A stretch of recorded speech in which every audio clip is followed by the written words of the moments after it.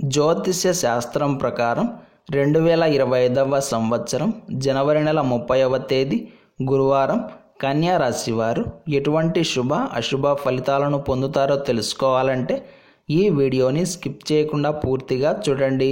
అలాగే తప్పకుండా మా ఛానల్ని సబ్స్క్రైబ్ చేసుకోండి.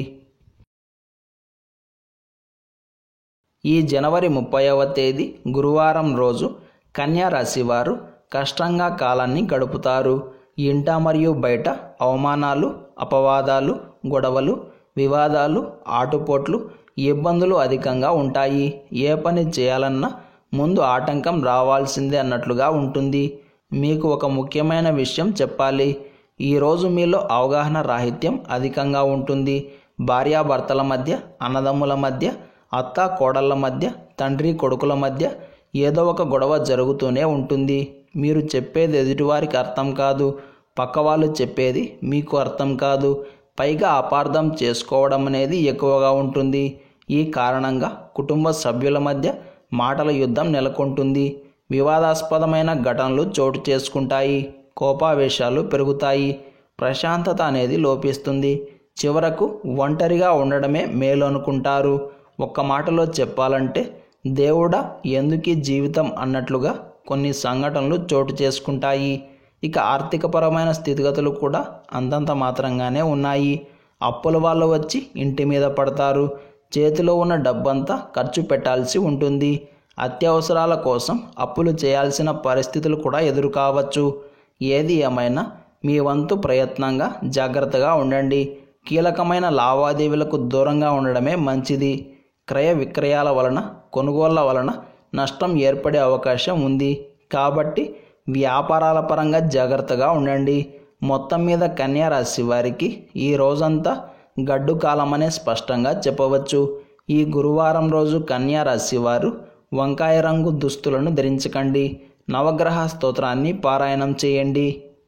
ఈ గురువారం రోజున ఉన్నటువంటి తిథి పాడ్యమి, నక్షత్రం శ్రవణ నక్షత్రం, రాహుకాలం మధ్యాహ్నం 1:30 నుండి 3 గంటల వరకు, యమగండం ఉదయం 6 గంటల నుండి 7:30 వరకు, దుర్ముహూర్తం ఉదయం 10:37 నుండి 11:22 వరకు, తిరిగి మధ్యాహ్నం 3:06 నుండి 3:51 వరకు.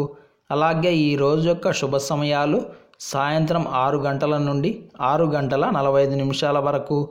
ఈరోజు పంచాంగం ప్రకారం రోజువారీ సాధారణ కార్యక్రమాలకు మాత్రమే కాలం అనుకూలంగా ఉంది. ఈరోజు మీరు చేసే పనులు సవ్యంగా టైంకి జరగడానికి శ్రీ వెంకటేశ్వర స్వామివారి దర్శనం చేసుకోవాలి. స్వామివారికి తులసి దళాలను సమర్పించి తీర్థ ప్రసాదాలను స్వీకరించి ఆ తరువాత దినచర్యను ప్రారంభం చేస్తే అంతా శుభమే కలుగుతుంది. ఈ గురువారం రోజు నుండి మాఘమాసం ప్రారంభమవుతోంది. ఈ నెల పుణ్యప్రదమైనది. ఈ మాసంలో చేసే దానాలకు, స్నానాలకు విశేషమైన ప్రయోజనం ఉంటుంది. ఈ మాసంలో చేసే మాఘ స్నానం వలన మాటలతో మరియు చేతలతో చేసే మహాపాపాలు కూడా తొలగిపోతాయి. అలాగే మీకు తోచిన ప్రకారంగా దాన ధర్మాలు చేసినా కూడా విశేషమైన పుణ్యం ప్రాప్తిస్తుంది. ఈ మాసం దానాలకు ప్రత్యేకం కాబట్టి ఈ అవకాశాన్ని ఉపయోగించుకోండి. ఈ మాసంలో 3 పూటలా పరమేశ్వరుణ్ణి పూజించిన వారికి 6 మాసాల్లో పరమేశ్వరుణ్ణి పూజించినంత పుణ్యం కలుగుతుంది. అలాగే ఆధ్యాత్మిక సాధనాలు చేసేవారికి, మంత్రజపం చేసేవారికి, స్తోత్ర పారాయణాలు చేసేవారికి ఈ మాసం అధిక ఫలితం ఉంటుంది. ఈ గురువారం రోజు మనమంతా ఓం మంగళాయై నమః అనే మంత్రాన్ని పదే పదే జపిస్తూ ఉండాలి.